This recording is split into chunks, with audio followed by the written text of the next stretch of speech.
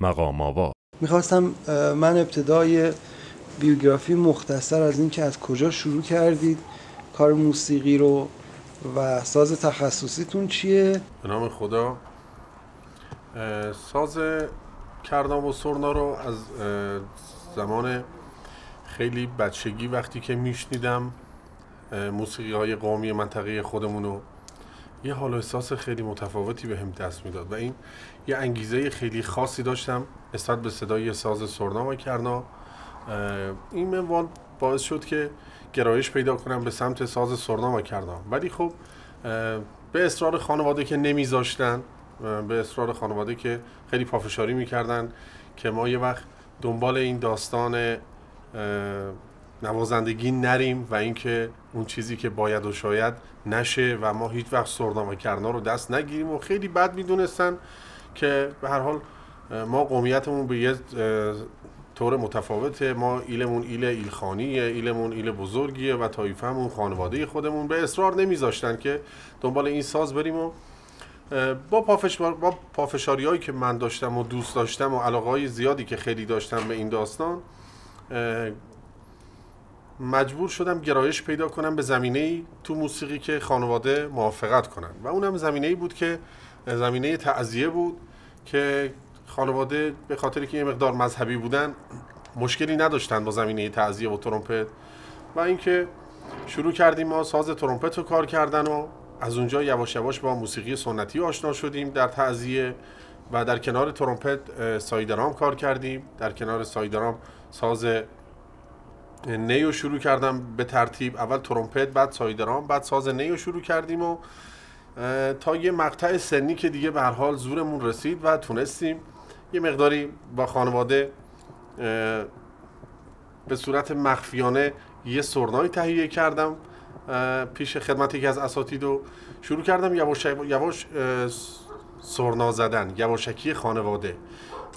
بعد عرضم خدمتتون مسافتی از 4 فرسخرا رو با یه دوچرخه میرفتم تا بتونم یواشکی خانواده سرنا بزنم و این به این صورت نبود که اول سرنا باشه که من بتونم سرنا دست بگیرم ببرم.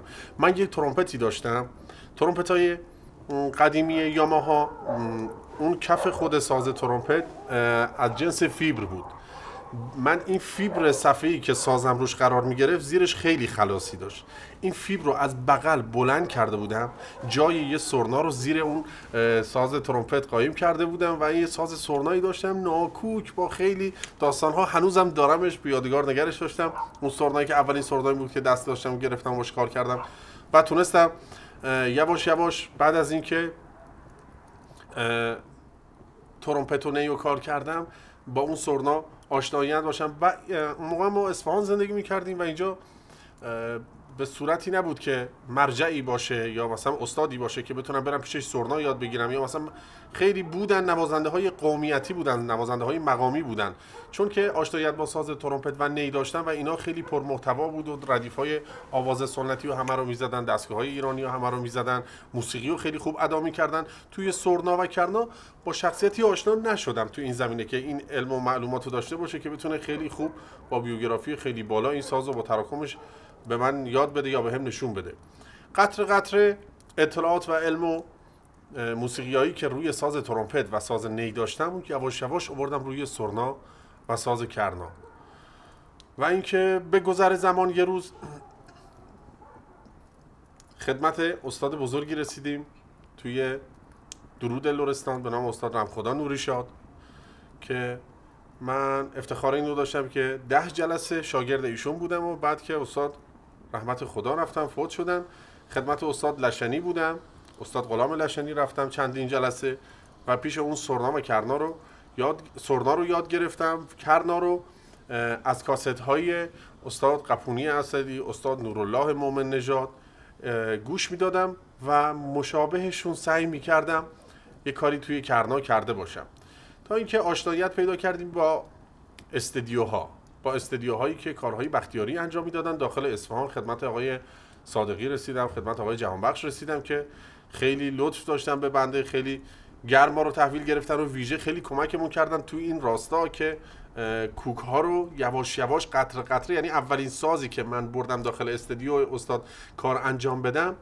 دقیقاً ساز من فواصل رو نمیشناختم، کردای من شور می بود و دست بر قضا استاد کار رو اون روز روی شور می تنظیم کرده بودن و یه چیز ناباور بود، چون من آشنایت خیلی قوی با نوت‌خوانی و داستان نداشتم، با موسیقی نداشتم. اینو ما به صورت گوشی شنیدیم و این کار رو انجام دادیم داخل استودیوی چکاوکی زنده رود و به حدودی شاید 2-3 ساعت 4 ساعت طول کشید تا ما تونستیم یه خط 2 خط کرنا ضبط کنیم. خیلی سخت بود برام، خیلی بار اولم بود، تجربه نداشتم.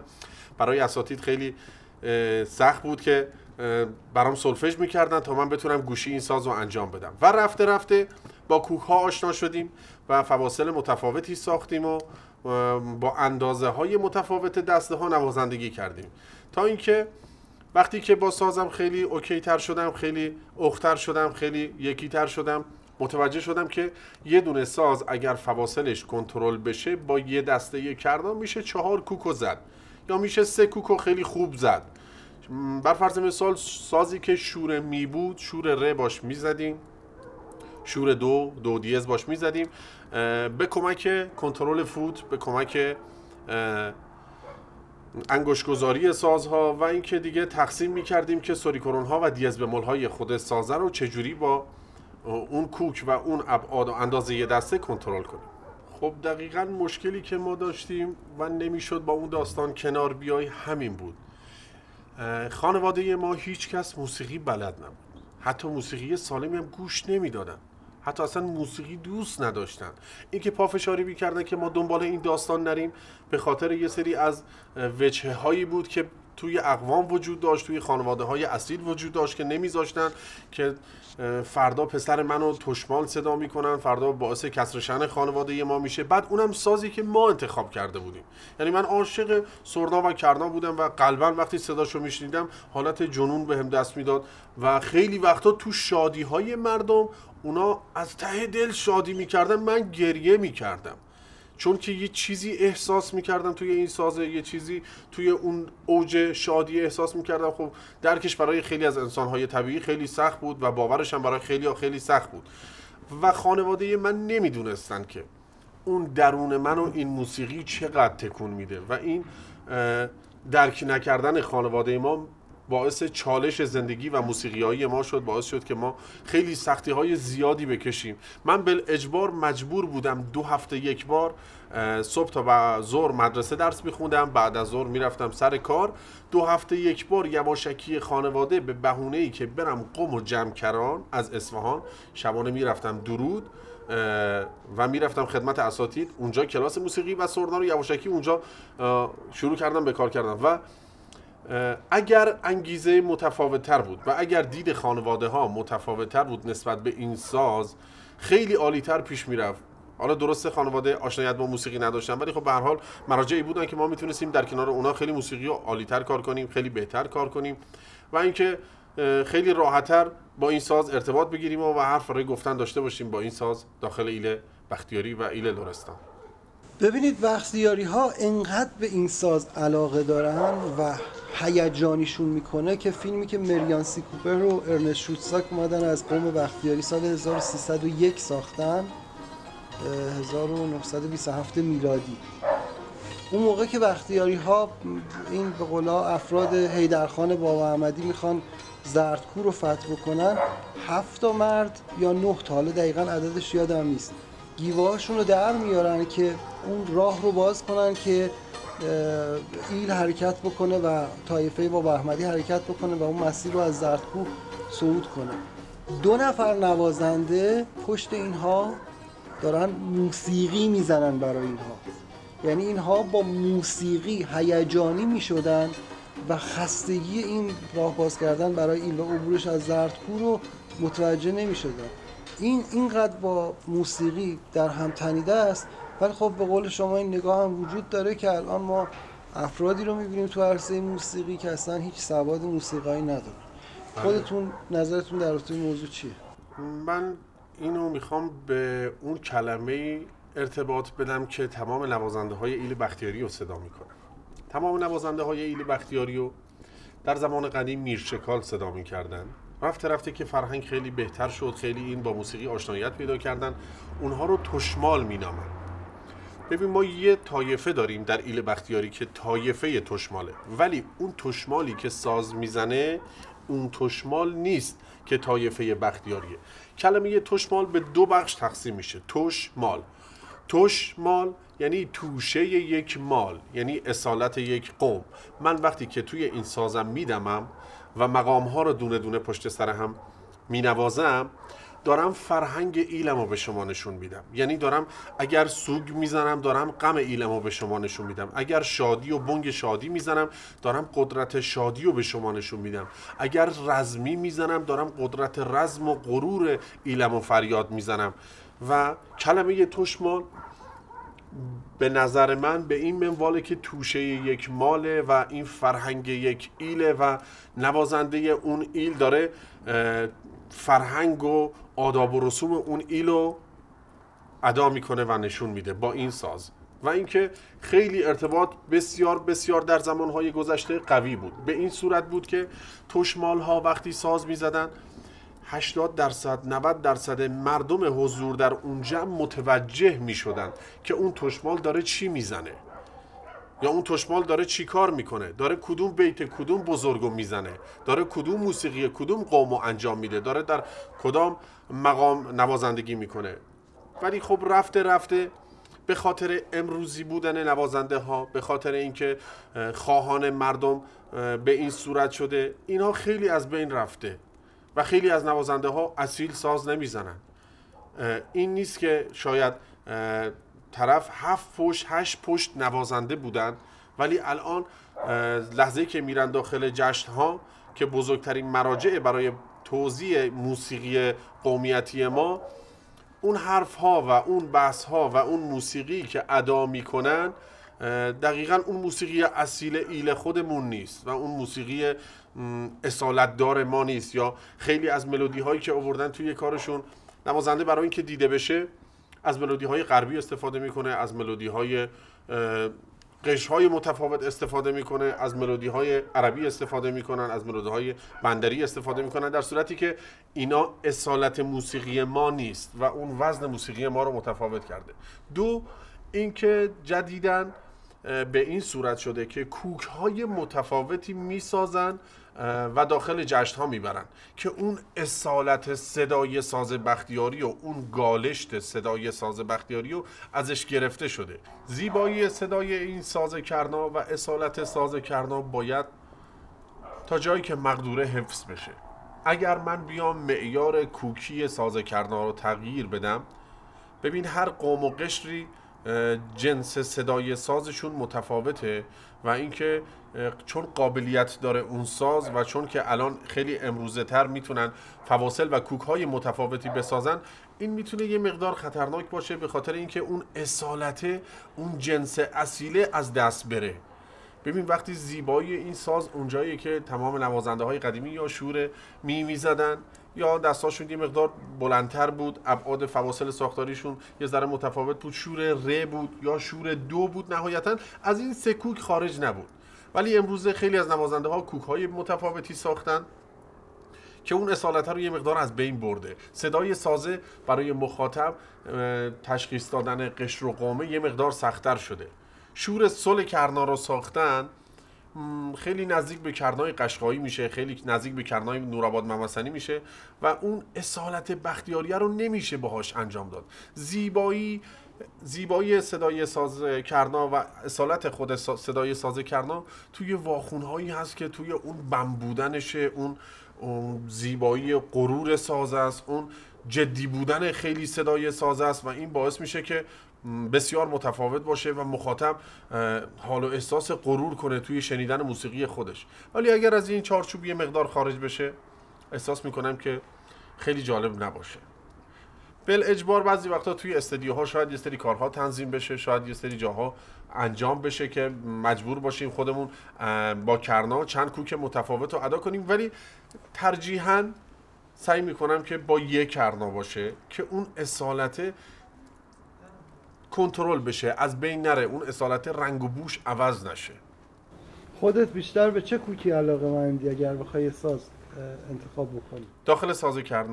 داخل ساز کرنا بنده به شور می خیلی علاقه مندم، چون جاییه که همه نوازنده های کرنا از همونجا می نواختن در ایل بختیاری منطقه ما.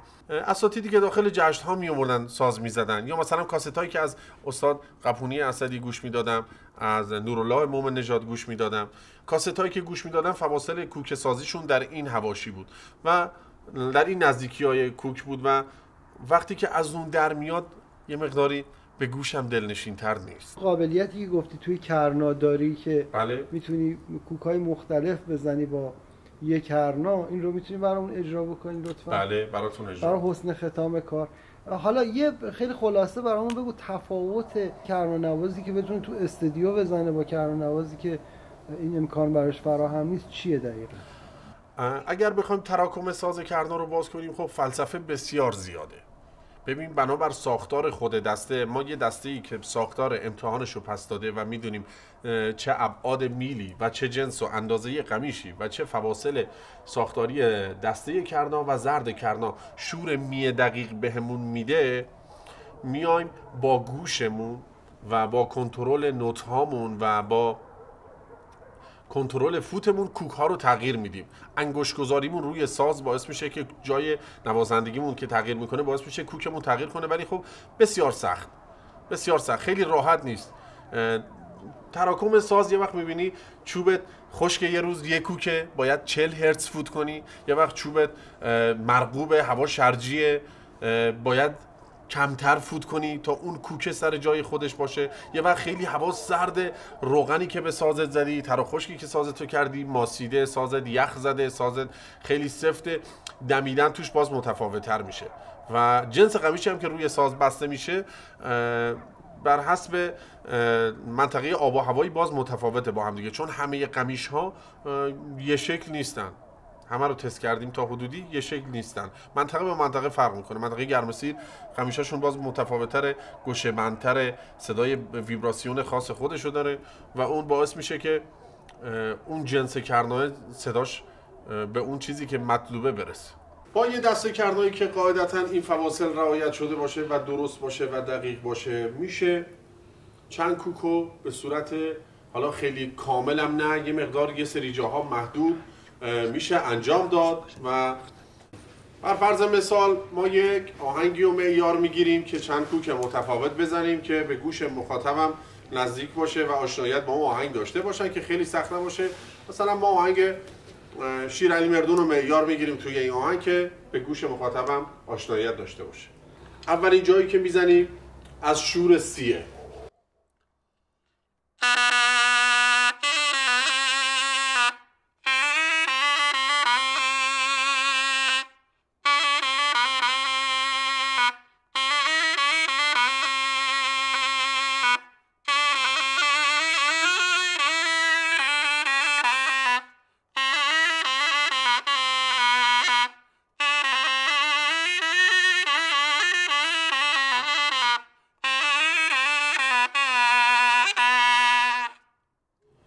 از شور دو.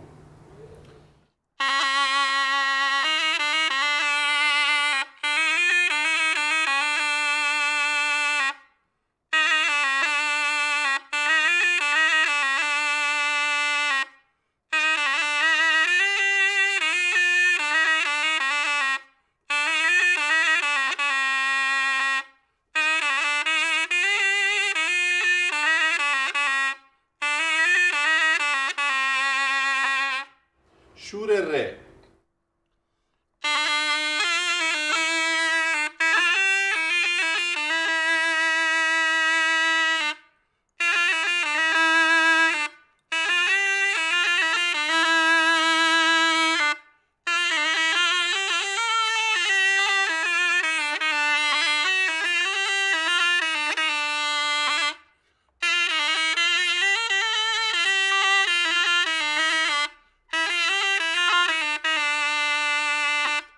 حالا شور می.